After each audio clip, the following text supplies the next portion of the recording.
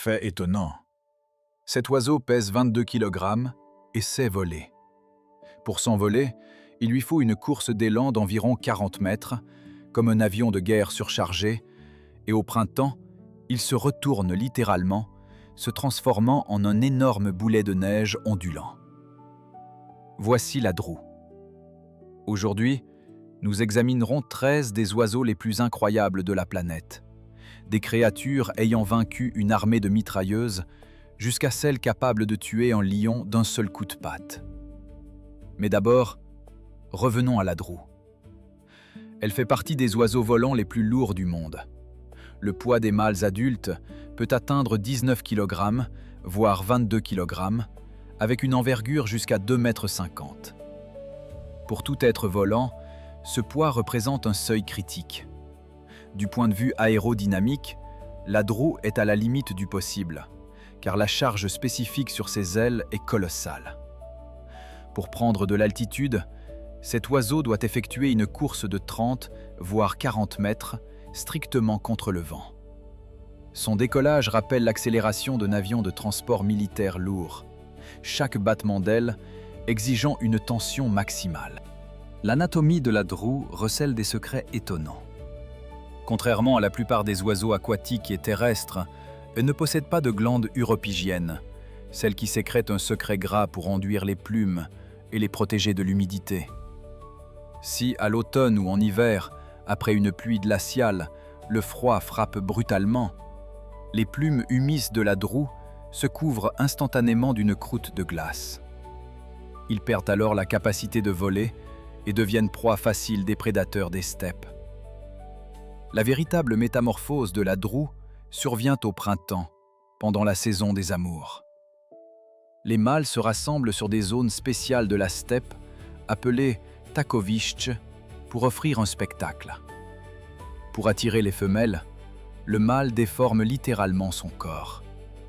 Il incline la tête en arrière jusqu'à ce que son cou s'enfonce dans ses épaules, gonfle le sac vocal jusqu'à la taille d'un ballon de football et retourne ses ailes à l'envers. Les plumes blanches du dessous se soulèvent, couvrant entièrement le dos sombre. L'oiseau devient alors un énorme boulet de neige qui ondule au vent, se déplaçant lentement sur l'herbe sèche. Ce rituel exige d'importantes dépenses énergétiques, et les mâles perdent jusqu'à un quart de leur poids. Historiquement, la droue habitait d'immenses étendues d'Eurasie, mais l'expansion des steppes et la chasse ont conduit à ce que cette espèce soit aujourd'hui sous la plus stricte protection. Les écologistes créent des réserves spécialisées pour sauver ces géants étonnants de l'extinction totale. À la 12e position de notre classement se trouve l'albatros vagabond, une créature qui a transformé les vastes étendues océaniques en son unique demeure. Cet oiseau possède l'envergure la plus grande parmi tous les oiseaux vivants, atteignant 3,5 mètres. Son poids reste modeste, rarement supérieur à 12 kg. Le secret de son vol phénoménal réside dans une perfection aérodynamique. Les albatros battent à peine leurs ailes. Ils pratiquent une technique appelée vol dynamique, exploitant la différence de vitesse du vent à différentes altitudes juste au-dessus de la surface marine.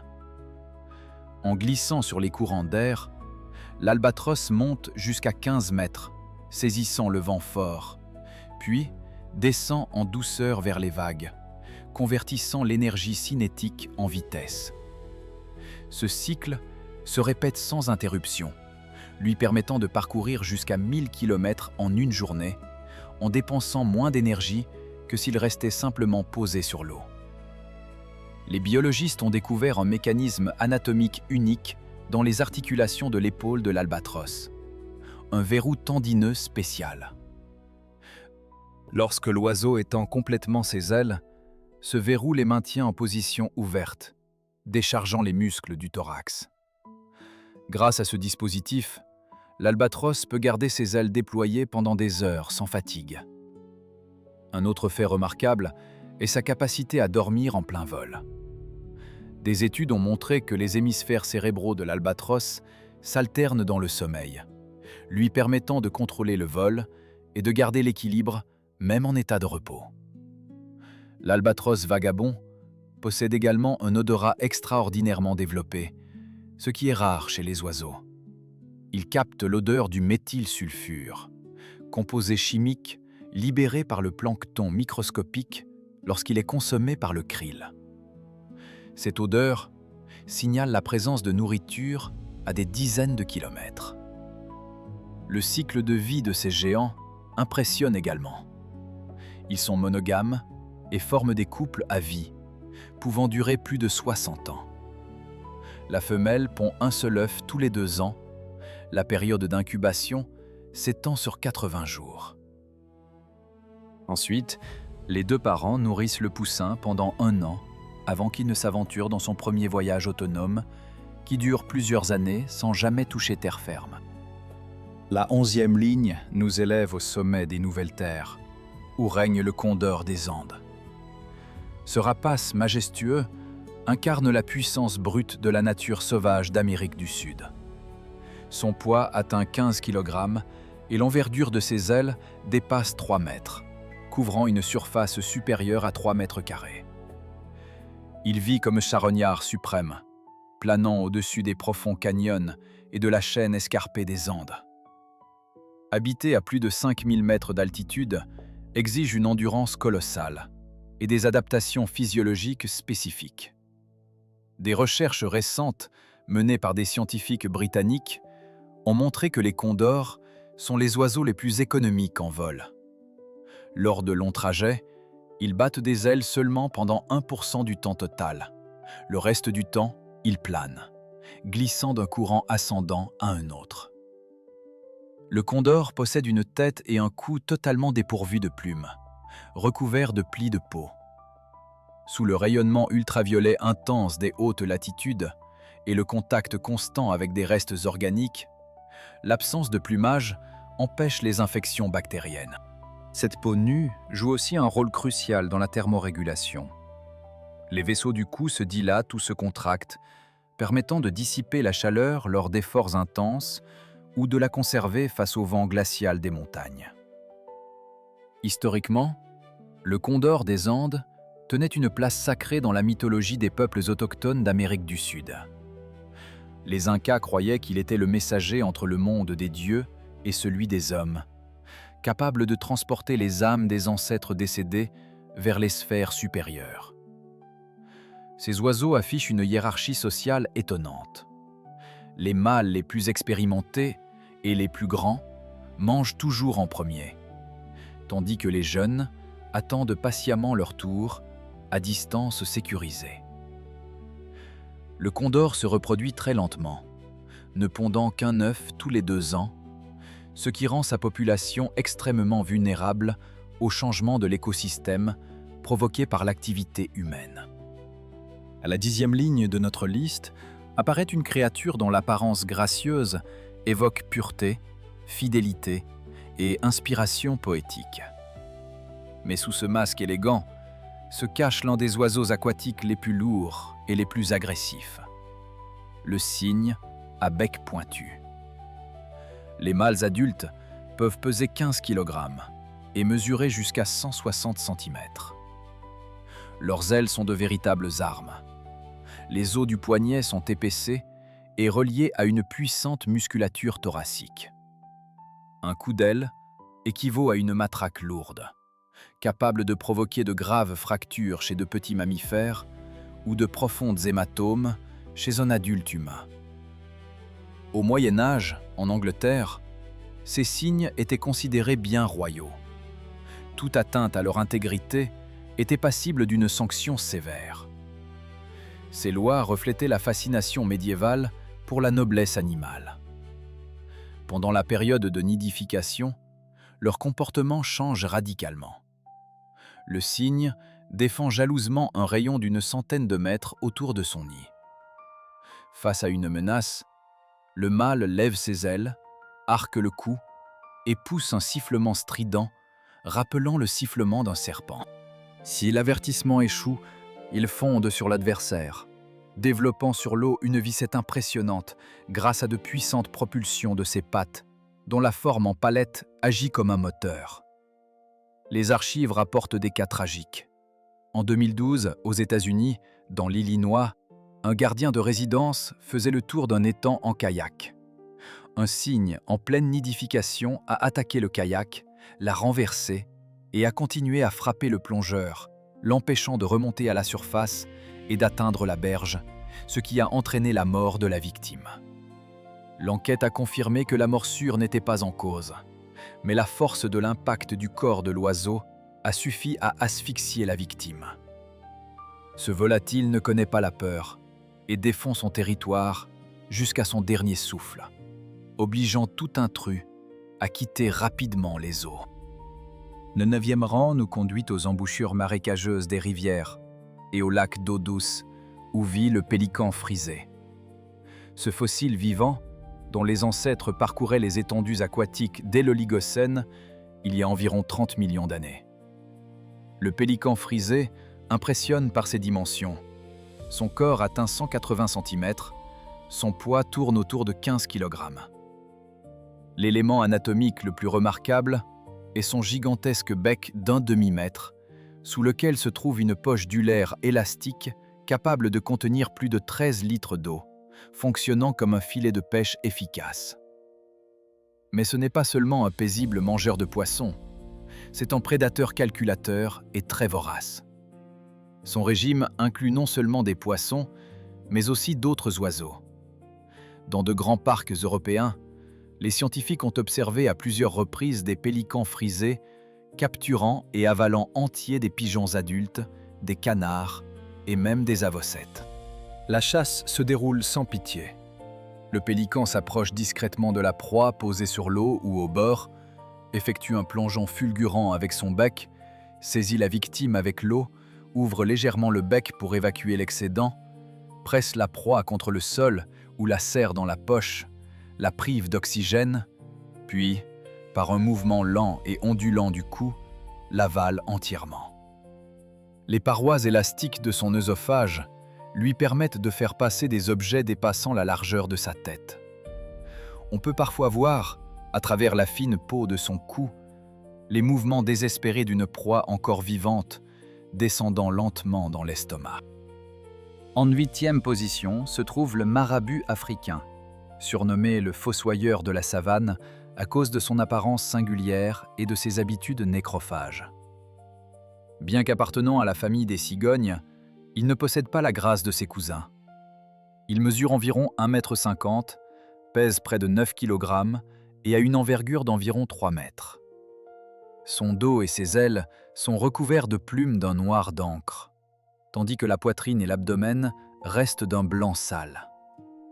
La tête et le cou sont presque dépourvus de plumage, recouverts d'une peau ridée rougeâtre parsemée de taches sombres. Adaptation essentielle à la consommation de carcasses.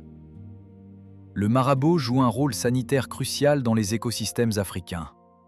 Son bec massif, long d'environ 35 cm, fend les gros os des animaux morts pour accéder à la moelle riche en nutriments. Une grande poche cutanée rose se situe sur son cou. Contrairement à ce que l'on pourrait penser, elle n'est pas liée à la digestion, mais directement au système respiratoire, servant à la thermorégulation et à l'attraction des partenaires pendant la reproduction. Depuis plusieurs décennies, ces oiseaux colonisent les paysages anthropisés, formant d'immenses volées aux abords de grandes villes africaines comme Nairobi ou Kampala, où ils occupent les décharges et les abattoirs. Pour affronter la chaleur extrême, le marabu utilise un mécanisme de thermorégulation appelé uroguidrose. Il dirige les produits de son métabolisme vers ses pattes, qui se couvrent d'un dépôt blanchâtre d'acide urique. L'évaporation de ce dépôt rafraîchit la peau, permettant à l'oiseau de rester plusieurs heures sous le soleil brûlant, en attendant sa proie. Le 7e rang de notre classement revient à la tête de baleine, aussi appelée héron royal. Cette créature ressemble à une illustration d'un roman de science-fiction sur des mondes perdus. Atteignant 1,50 m de hauteur et une envergure de plus de 2 mètres, la tête de baleine pèse environ 8 kg.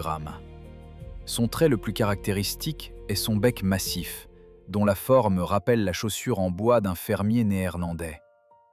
Au bout de cet outil cornu se trouve un crochet pointu, incurvé vers le bas, idéal pour saisir et immobiliser instantanément une proie glissante de grande taille. Elle habite les marais denses et difficilement accessibles de l'Afrique de l'Est, où elle chasse les protoptères, de gros poissons à branchies doubles, ainsi que les serpents, les grenouilles et même les jeunes crocodiles. Sa stratégie repose sur une immobilité absolue. L'oiseau peut rester figé pendant plusieurs heures, maintenant un équilibre parfait parmi les tiges ondulantes du papyrus. L'unicité de la tête de baleine réside dans sa vision. Contrairement à la plupart des oiseaux, ses grands yeux jaunes sont déplacés vers l'avant du crâne, lui offrant une vision binoculaire complète. Cela lui permet de calculer avec précision la distance à la victime. Au moment du lancer, elle se projette en avant, ouvre largement son bec et attrape la proie avec le sang et l'eau, puis découpe soigneusement l'excédent avec les bords de son piège cornu. Dans la vie familiale, règne un pragmatisme dur, frôlant la cruauté. Le nid contient généralement 2 ou 3 œufs, mais les soins parentaux ne reviennent qu'à un seul poussin. Le plus âgé, plus fort, attaque les frères et sœurs plus jeunes, les repoussant de la nourriture. Les parents n'interviennent pas, concentrant leur attention sur le vainqueur, tandis que les poussins plus faibles dépèrent. Entre eux, ces créatures communiquent par des claquements résonnants du bec. Ce son, par sa pureté et son rythme, reproduit exactement les tirs d'une arme automatique, plongeant souvent les touristes découvrant pour la première fois les marais sombres de l'Afrique en soirée dans la panique. À la 6e place de notre classement se trouve le manchot empereur, symbole de résilience et de survie dans les climats les plus extrêmes de la Terre. Les adultes pèsent jusqu'à 45 kg pour une hauteur maximale de 120 cm, ce qui en fait les oiseaux aquatiques les plus lourds, incapables de voler. Ils vivent dans les déserts glacés de l'Antarctique, où la température chute régulièrement sous -60°C et où les vents ouragans atteignent 150 km/h. Leur survie repose sur le chauffage collectif. Les colonies peuvent atteindre jusqu'à 10 individus par mètre carré. À l'intérieur de ce bouclier vivant, la température peut grimper jusqu'à 35°C, même lorsque les tempêtes polaires font rage à l'extérieur. Les physiciens ont observé des micro-déplacements coordonnés. Toutes les quelques minutes, une vague de mouvement parcourt la colonie, poussant les manchots exposés au vent glacé vers le noyau chaud, les individus déjà réchauffés cédant leur place. Sous l'eau, le manchot empereur devient un prédateur efficace. Son squelette dense, dépourvu de cavités aériennes, réduit la flottabilité et supporte la pression colossale à des profondeurs allant jusqu'à 500 mètres. Lors d'une plongée de plus de 20 minutes, le pouls chute de 120 battements par minute à 15, la perfusion des organes secondaires étant presque arrêtée, préservant l'oxygène pour le cerveau et le cœur. Cette adaptation permet de chasser le krill et les poissons dans l'obscurité totale des profondeurs glaciales. En 5e position se trouve le nandou, un grand oiseau incapable de voler qui habite les vastes plaines herbeuses d'Amérique du Sud. Mesurant jusqu'à 1,50 m et pesant plus de 40 kg, il est le plus gros oiseau du Nouveau Monde. Ses pattes possèdent 3 doigts puissants munis de griffes épaisses, ce qui le différencie des autruches africaines et lui permet d'atteindre une vitesse de 60 km/h. À cette allure, il peut effectuer des virages brusques et imprévisibles, changer instantanément de direction et déployer une aile pour s'équilibrer, aidant ainsi à fuir les prédateurs. L'organisation sociale et le comportement reproductif du nandou sont parmi les plus complexes chez les oiseaux. On y trouve une stricte polygynie mêlée à une polyandrie. Un mâle dominant construit un nid au sol, puis s'accouple avec un groupe de femelles dont le nombre peut atteindre 12. Chaque femelle dépose de gros œufs dans le nid avant de quitter le territoire à la recherche d'un autre partenaire. Ainsi, un même nid peut contenir jusqu'à 40 œufs. Et toute la responsabilité de l'incubation incombe exclusivement au mâle. Pendant les 6 semaines suivantes, le mâle reste immobile sur les œufs, les réchauffant de son corps. Durant cette période, il renonce presque complètement à se nourrir et devient extrêmement agressif. Tout être vivant s'approchant du nid à moins de 50 mètres subit une attaque furieuse. Le mâle fonce sur l'intrus, siffle, déploie ses ailes et porte de violents coups de patte. Après l'éclosion, le père continue de guider les poussins pendant plusieurs mois, les protégeant des renards et des oiseaux de proie. Le nandou a également développé une alliance avec les cerfs des pampas. Les oiseaux possèdent une vision exceptionnelle, tandis que les cerfs bénéficient d'un odorat affûté, ce qui permet aux deux espèces d'avertir efficacement l'autre du danger qui approche sur les étendues infinies des pampas. À la 4e place de notre classement se trouve l'émeu, habitant originaire des vastes plaines d'Australie, dont l'histoire évolutive s'étend sur des millions d'années de survie impeccable. L'émeu mesure environ 1,90 m et pèse jusqu'à 55 kg. Son plumage est particulier. Chaque follicule produit 2 plumes dépourvues de crochets, ce qui donne à la surface un aspect de fourrure dense et douce, excellente isolation contre la chaleur torride du jour et le froid glacial de la nuit dans les déserts australiens. La vraie fierté de l'émeu réside dans ses pattes. 3 doigts, sans plumes, soutenus par des muscles du mollet très développés, permettent à l'oiseau de courir à une vitesse d'environ 50 km/h et de sauter jusqu'à 2 mètres de hauteur. Cette espèce a acquis une notoriété mondiale grâce à la Grande Guerre contre l'émeu en 1932. Après une longue période de sécheresse, une population de plus de 20 000 individus a envahi les zones agricoles de l'Australie occidentale, détruisant les champs de blé et endommageant les canaux d'irrigation. La situation a été qualifiée de catastrophe nationale, poussant le gouvernement à mobiliser des unités régulières de l'armée. Les soldats étaient armés de mitrailleuses lourdes Lewis, avec un stock de 10 000 cartouches. L'opération s'est rapidement muée en farce. Les émeux, en véritables tacticiens de guérilla, ne se rassemblaient pas en masse sous le feu, mais se séparaient instantanément en petits groupes guidés par des chefs expérimentés, rendant le feu des mitrailleuses inefficace. Après plusieurs semaines d'échecs, l'armée dut se retirer honteusement. Le commandant a souligné que, si ces hommes possédaient l'invulnérabilité et la manœuvrabilité de ces oiseaux, ils pourraient résister à n'importe quelle armée du monde. Bronze de notre classement revient à la harpie sud-américaine, l'un des prédateurs les plus redoutables et mystérieux qui plane sous le couvert de la forêt tropicale. Cette créature majestueuse représente le sommet de l'évolution des chasseurs à plumes. Le poids des femelles peut atteindre 10 kg. La longueur du corps dépasse 1 mètre et l'envergure des ailes atteint 2 mètres. Les ailes, relativement courtes et larges, sont une adaptation qui permet à l'oiseau de se faufiler entre les troncs géants à une vitesse de 80 km/h. Mais l'arme terrifiante de la harpie réside dans ses serres. Les griffes peuvent mesurer 12 cm, dépassant les griffes du grizzly nord-américain. La pression exercée par la patte atteint environ 42 kg par centimètre carré, comparable à la force de la mâchoire d'un gros chien de combat. Dotée d'une telle puissance, la harpie arrache aux cimes des arbres des paresseux adultes, ainsi que de grands singes hurleurs, brisant instantanément les os de leurs victimes dans les airs. L'apparence de la harpie inspire une profonde inquiétude.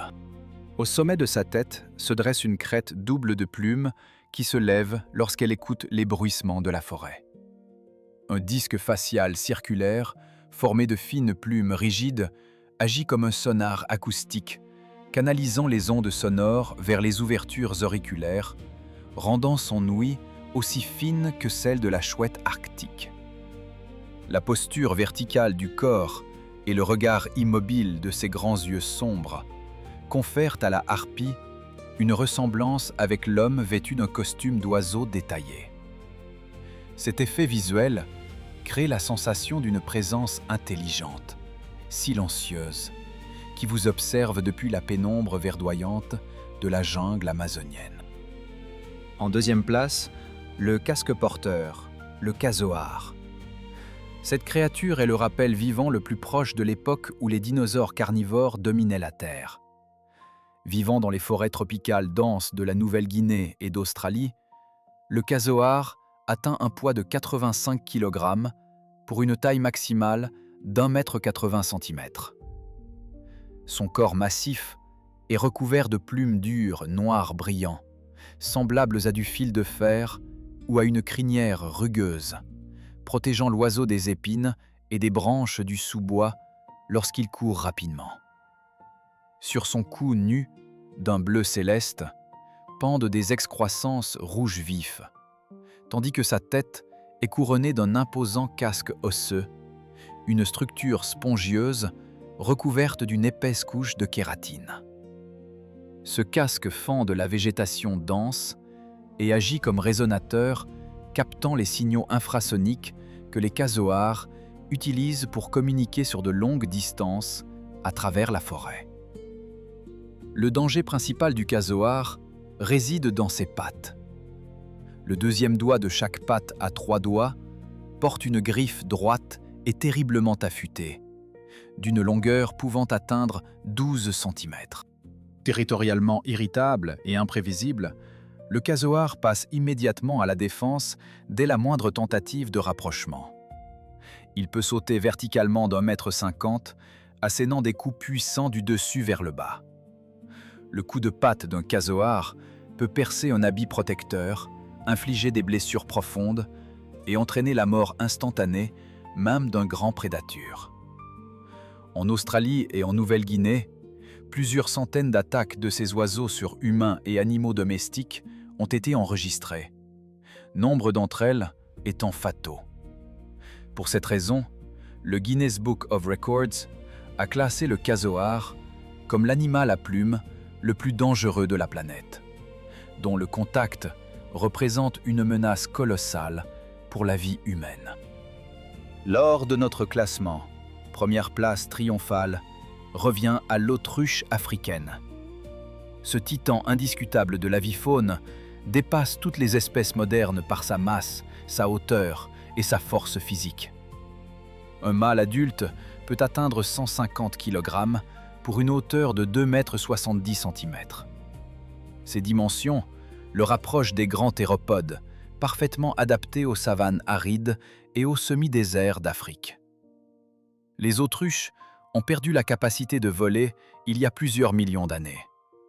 Leur sternum ne possède plus de quille et leurs ailes sont réduites à de petits rudiments, employés comme gouvernail, support et lors des parades nuptiales. Toute son anatomie est consacrée à la course sur sol dur. C'est le seul oiseau à n'avoir que 2 doigts par patte, une adaptation qui diminue la friction lors de la course. Le gros orteil se termine par un large griffon d'une longueur supérieure à 10 cm, rappelant le sabot d'un cheval, et il supporte le poids du corps avec une stabilité exceptionnelle. L'autruche peut atteindre 70 km/h, avec une foulée pouvant dépasser 4 mètres, et elle maintient cette vitesse pendant plusieurs kilomètres, la rendant pratiquement inatteignable pour la plupart des prédateurs terrestres. Le coup de patte génère une pression allant jusqu'à 30 kg par centimètre carré, suffisante pour percer le crâne d'un grand prédateur ou infliger des blessures mortelles à un lion adulte. Ses yeux, d'un diamètre d'environ 5 cm, sont plus gros que le cerveau de l'oiseau, ce qui rend son comportement très impulsif. À la moindre menace, elle fuit ou se défend férocement. L'œuf pèse jusqu'à 2 kg, soit l'équivalent de 20 œufs de poule, et sa coquille supporte le poids d'un adulte sans se déformer. L'autruche tolère des variations de température allant de 0 degré à 45 degrés Celsius restant un chef-d'œuvre d'ingénierie naturelle. Notre voyage au cœur des géants à plumes touche à sa fin. Comme vous le voyez, la nature sait surprendre et parfois créer des créatures qui suscitent à la fois émerveillement et une légère émotion. Ces êtres majestueux aux ailes imposantes rappellent la puissance de l'évolution.